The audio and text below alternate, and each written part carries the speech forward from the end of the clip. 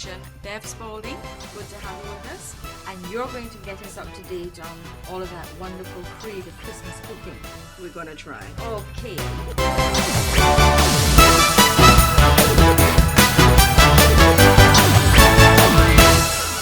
It's a time when we tend to overeat, one. We tend to splurge. We tend to prepare too much food. That's also true. What are you going to be looking at, Bev, in terms of how we should approach this Christmas? Well, economically, we have to see how we can conserve, but at the same time, Christmas comes once a year, and Christmas is not Christmas without a spread. All right. So what we have done today is to show traditional dishes that Jamaicans have come to know and love for Christmas. And then we will give some suggestions as to how to cut cost and remind you that leftover should not be thrown away, but reused. Absolutely. Because that's very important. Incidentally, one of the things we should tell our viewers is that we are going to divide our program into two parts. We're going to do one part today, and then we'll do the second part at another time, because we don't have time all in one program to cover all the wonderful things that are here. Traditionally, we always have what on Christmas Day? Apart from ham. Ham, chicken, plum pudding. Yes. And usually we start the morning with an eggnog.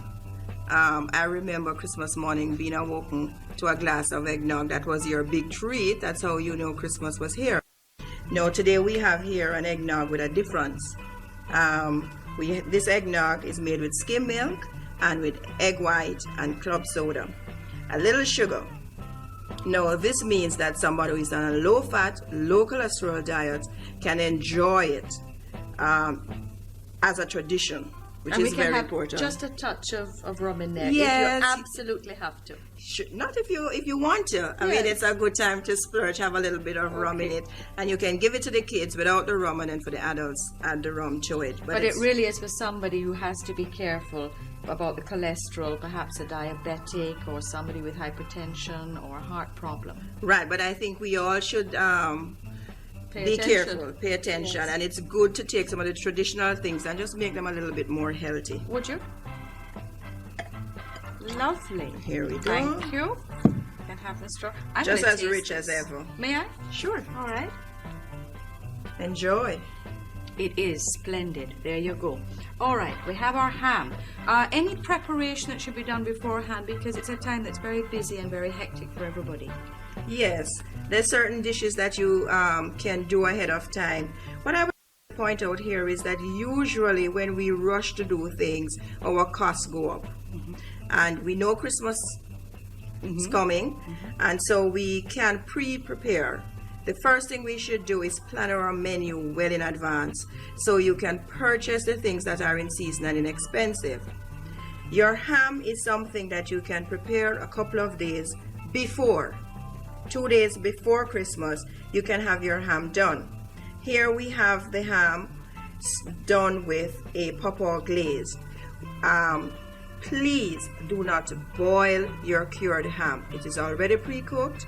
You need to give it 15 minutes per pound, and this is very careful. Do not boil your cured ham. Now what we have done with this, you give 15 minutes per pound. Half an hour before it's done, you take it out, you remove the skin, sometimes called rind, and core it and decorate it and glaze it. And this decoration is a little different this year because we're accustomed to seeing the pineapple, but you've gone this time for pawpaw, which is lovely. Right, pawpaw and oranges. Pineapple is very expensive, and so we need to cut costs. We have our lovely pawpaw glaze, so it's pawpaw with orange juice and sugar, and we use that as a glaze. We have used some pawpaw slices for decoration and orange slices. And perhaps, Bev, you were talking about leftovers before. That means that you should really sit down and plan. If you're going to go to the expenditure of a ham, a big ham, you should plan what you're going to do with it afterwards. So That's you know, right. and put up your little list.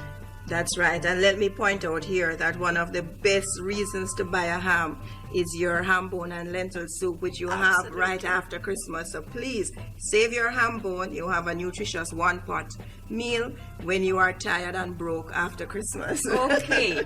Now that's where we're going to have to leave this particular program, but in the next program that we have, we're going to be dealing with part 2 of our Christmas spread.